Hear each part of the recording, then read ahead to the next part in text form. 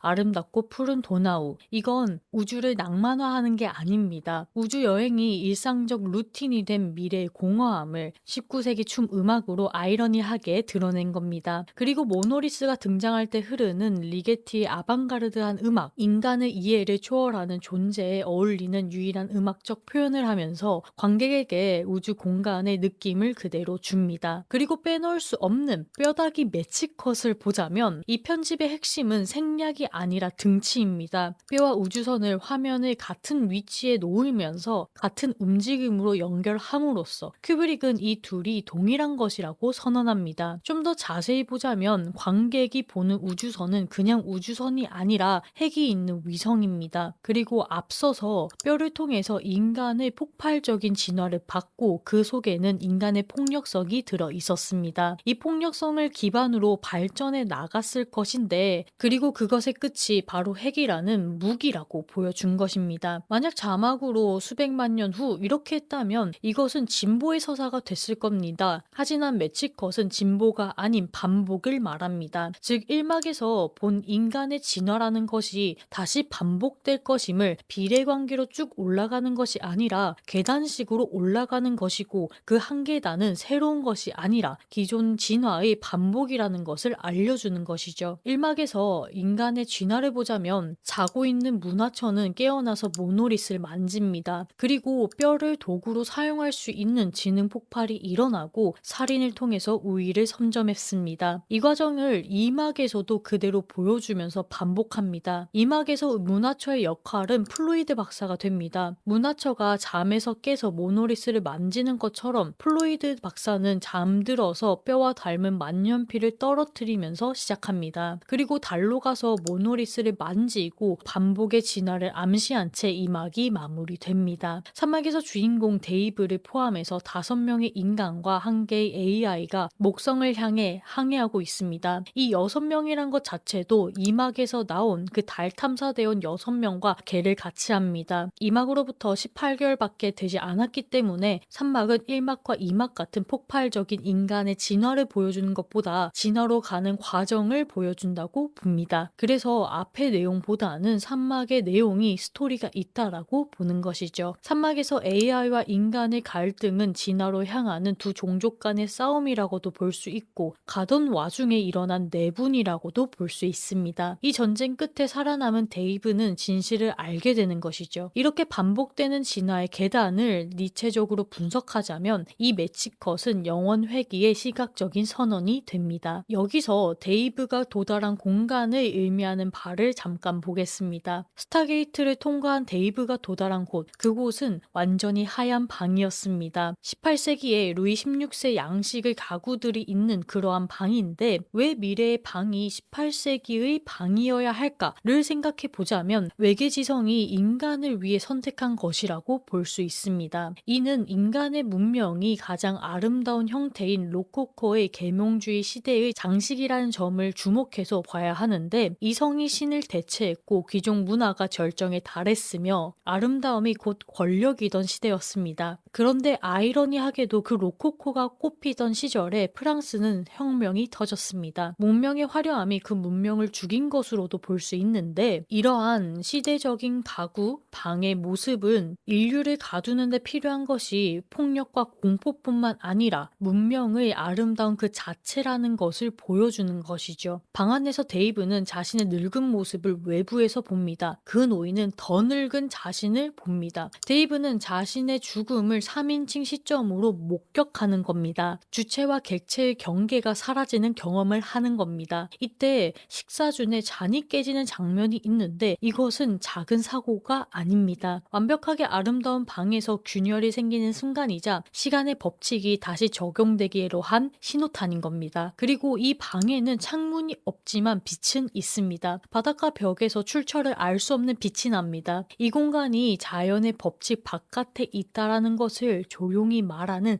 디테일인 것이죠. 또 이 영화의 시그니처라고 할 수 있는 짜라투스트라는 이렇게 말했다를 보자면 이 음악은 영화에서 3번 쓰입니다. 영화의 맨 처음 유인원이 뼈로 타피르를 죽인 직후 그리고 맨 끝 요렇게 3번 쓰이는데 이 위치를 니체의 철학을 고려해서 한번 생각해 보자면 니체는 인간 정신의 3가지 변신을 말했습니다. 낙타는 무거운 짐을 기꺼이 짊어지는 복종과 수용의 상태, 하자는 기존 권위에 저항하고 파괴하는 존재, 어린이는 파괴 이후에 새로운 가치를 창조하는 순수한 시작입니다. 인간 정신 세 가지의 변신은 영화의 사막 구조와 대응합니다. 유인원이 낙타, 할 시퀀스가 사자, 스타차일드가 어린이인 것이죠. 스타차일드가 태아의 형태, 즉 가장 취약한 형태로 탄생하는 것은 의미심장합니다. 힘이 아니라 가능성, 새로운 시작으로서의 위버맨시인 것이죠. 그리고 앞에서 매치컷에서 말했던 영원 회귀는 그것만 있는 게 아닙니다. 할이 꺼지면서 데이지벨을 부르는 장면에서도 볼 수 있습니다. 데이지벨은 실제로 1961년 IBM 컴퓨터가 처음으로 노래를 부른 곡입니다. 할이 죽어가면서 자신의 최초 상태로 돌아간다는 것으로 은유할 수 있습니다. 가장 앞선 존재가 죽는 순간 가장 원초적인 것으로 회귀하는 것이죠. 마지막으로 니체의 아폴론적인 것과 디오니소스적인 것으로 보자면 니체의 비그의 탄생에서 나온 개념인데 아폴론적인 것은 질서, 이성, 형태인 것이고 디오니소스적인 것은 혼돈, 황홀경, 자의 해체입니다. 니체는 가장 위대한 예술이 이 두 힘을 동시에 담고 있을 때 탄생한다고 했습니다. 2002 스페이스 오디세이는 이 구조 위에 정확하게 설계되어 있습니다. 우주정거장이 아름답고 푸른 동나우에 맞춰 회전하는 장면, 완벽하게 흰색인 디스커버리호 내부, 언제나 침착하고 논리적인 할 9000. 이 모든 것은 아폴론적인 공간입니다. 할 9000은 이 영화에서 이성의 정점입니다. 그리고 그 정점이 무너질 때 영화는 정반대의 세계로 진입합니다. 스타게이트인 거죠. 28분 동안 색채가 폭발하고 형태가 사라지고 서사는 없어집니다. 이해할 수도 없고 따라갈 수는 없으며 그냥 경험할 수밖에 없는 상태. 이것이 디오니소스적 경험의 본질입니다. 순서가 핵심이 되는데 아폴론적 질서가 극한까지 쌓인 뒤에서야 디오니소스적 경험이 폭발하는 것입니다. 이성의 한계 너머에서만 스타차일드가 탄생할 수 있는 겁니다. 이번 시는 이성의 완성이 아니라 이성의 한계를 넘어선 존재이기 때문인 것이죠.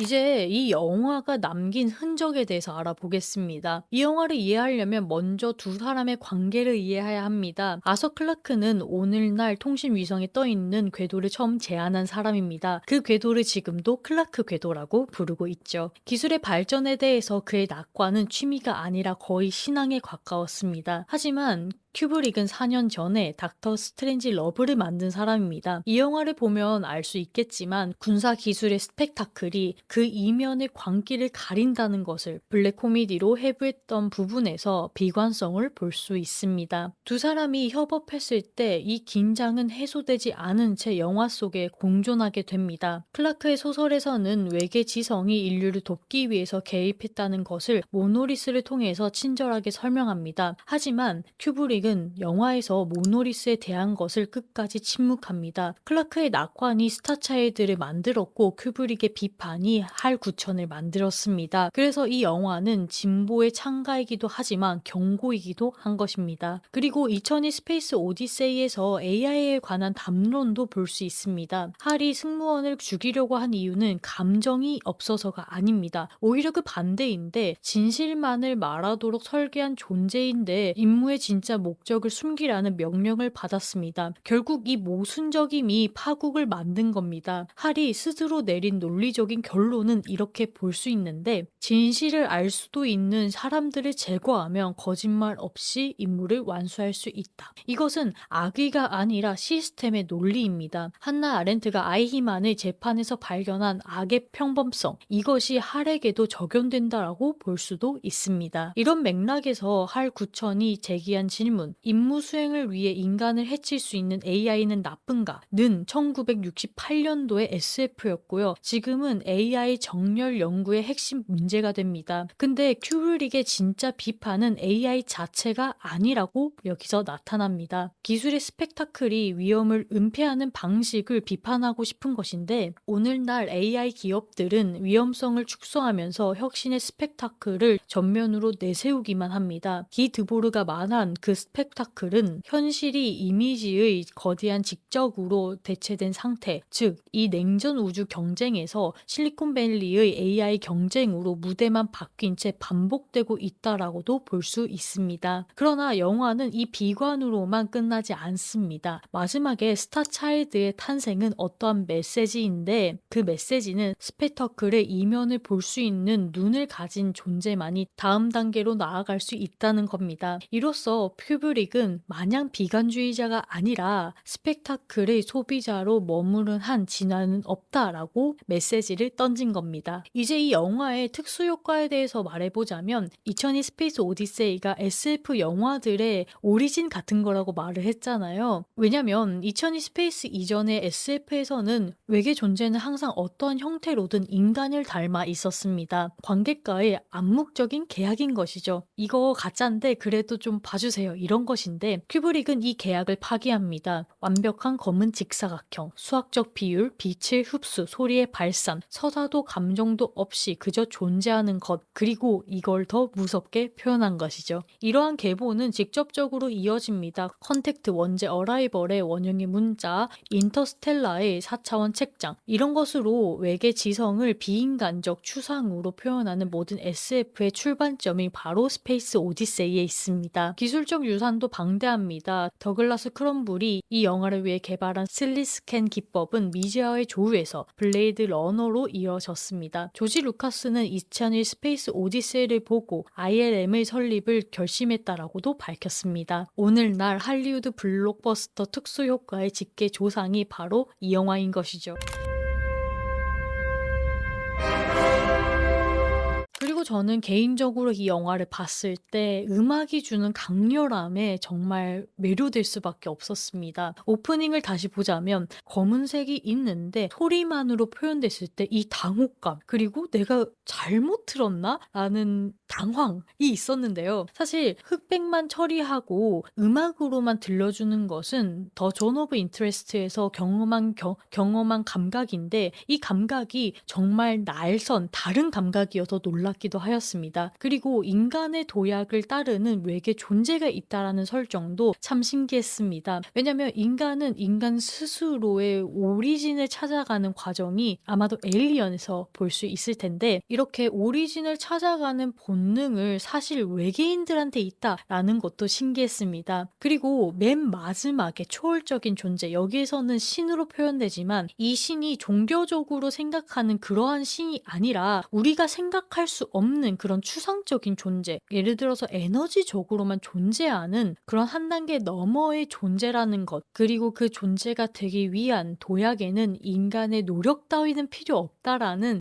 약간 씁쓸한 비관 같은 게 마음에 들었습니다. 그래서 외부 세력의 존재 개입이 있었다라는 부분에서 판타스틱 플래닛이 생각나기도 했습니다. 그리고 이 제목이 갖는 2002 스페이스 오디세이, 오디세이란 것이 험난한 여정이었잖아요. 이 여정의 끝에 스타차일드, 즉 초월적인 존재가 된다라는 것을 보여줌으로써 인간의 진보, 진화에 대한 일말의 여정이었다는 것을 알 수 있었습니다. 이렇게 큐브릭의 2002 스페이스 오디세이를 샅샅이 톱파보았는데요. 영화가 어렵게 느껴지는 이유를 정말 잘 알 수 있었던 톱파보기 영상이었습니다. 그리고 감독의 의도를 좀 따지자면요. 이 영화는 한 번 보고 이해할 수 있는 영화가 아닙니다. 그저 경험을 하는 영화입니다. 큐브릭이 이해시켜주지 않는 것은 불친절해서가 아니라 이해를 내려놓는 순간 비로소 시작되는 경험을 설계했기 때문입니다. 그래서 정말 첫 번째 볼 때는 당황스럽고요. 두 번째 볼 때는